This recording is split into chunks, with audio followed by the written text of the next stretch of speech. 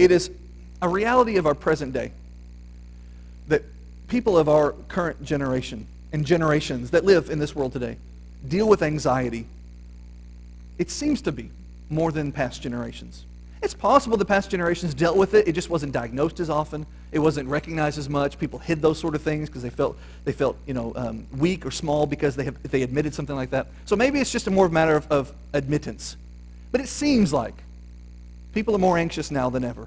People are owning up to being anxious and having actual diagnosed anxiety than ever. What I don't want you to take away from this is, if you are suffering from actual anxiety, I don't want you to think that Jesus is saying you are faithless. That if you are a person who gets anxious, and what that means is essentially, your mind forces you to dwell on worst case scenarios and to think about worst possible cases and to just stew over them and to stress over them and to worry about them and worry about things that nobody else is worrying about. Even though they are possibly involved in them in your mind, they're not stressing over them because they're not anxious over them. And you're wrestling with this. That's what anxiety does. It's the mind at war with itself. It's medical. It's mental. It's uncontrollable in that sense. It may be treatable, it may be helpful, but it's uncontrollable to some extent or another. Jesus is not saying you have no faith.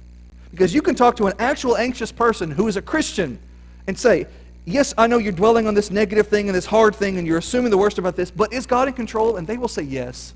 And is God going to take care of you? And they will say yes. Yes, I know God will, but I still feel. And I wish I didn't. Okay, that is not what Jesus is talking about.